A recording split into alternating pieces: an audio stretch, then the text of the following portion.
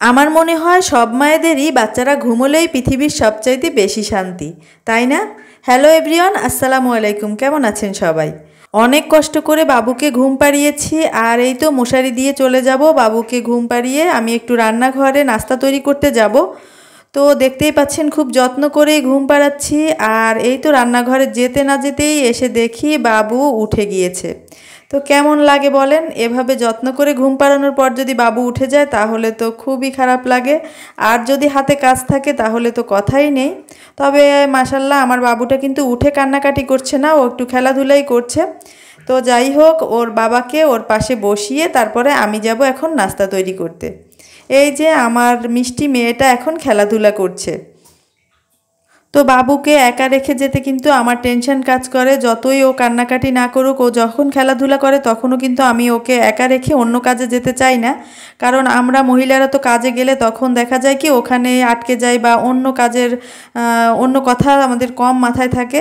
তো যেহেতু কাজের মধ্যে আমাদের সময়টা বেশি কাটে, তো সেজন্য আমি হচ্ছে কাজে যাওয়ার আগে কাউকে বসিয়ে গেলে আমার কাছে একটু শান্তি লাগে বা একটু রিল্যাক্স লাগে। মেয়েটা তো খেলাধুলা করছে আর ওর বাবা ওকে দেখাশোনা করবে। এখন আমি নিশ্চিন্তে নাস্তা তৈরি করতে পারি। তো আজকে আমি যেটা সহজভাবে তৈরি করতে চাচ্ছি সেটা হচ্ছে ডালপুরির মতোই। তবে এটা ডালপুরি না, এটা আমি এখন বেলবো না, এটা হাত দিয়ে চেপে চেপে তৈরি করব। তো দেখতেই পাচ্ছেন আমি কিভাবে তৈরি করছি। তবে এই পুরিটা হচ্ছে আমি অনেক দিন আগে স্ট্রিট ফুডে খেয়েছিলাম, আর তখন এটার নাম তারা বলেছিল খেতাপুরি। তো নামটা শুনে কিন্তু আমার হাসিই পাচ্ছিল, খেতাপুরি। তো যাই হোক, আমিও বলছি এটা হচ্ছে খেতাপুরি আর ডালপুরি, যেটাই হোক না কেন খেতে কিন্তু অসম্ভব মজার। তো সস দিয়ে খেতে কিন্তু আরও বেশি মজা লাগে। আমার মনে হয় এটা মাংসের ঝোল দিয়ে খেতেও ভালো লাগবে।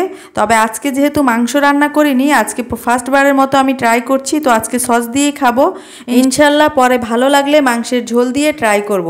এটা কিন্তু তৈরি করতে আমার খুব বেশি সময় লাগেনি। জাস্ট ডালটাকে একটু সেদ্ধ করে নিয়েছি, রসুন কুচি আর হচ্ছে শুকনো মরিচ কুচি দিয়ে দিয়েছি, আর একটু সামান্য হলুদ দিয়ে লবণ দিয়ে আমি সেদ্ধ করে নিয়েছি, দেখতেই পেয়েছেন। আর এই তো ঝটপট তৈরি করে ফেললাম আমার খেতাপুরি। তো আপনারাও চাইলে বাসায় এই খেতাপুরিটা ট্রাই করে দেখবেন, ভালো লাগলে অবশ্যই কমেন্টস করে জানাবেন। গরম গরম এই পুরিটা খেতে কিন্তু বেশ মজার ছিল। আর আমার মেয়েটা কিন্তু এখনও হাসি খুশি আছে, অর্থাৎ এখনও কান্নাকাটি শুরু করেনি। তো বুঝতেই পারছেন কতটা ঝটপট আমি নাস্তাটা তৈরি করে ফেলেছি।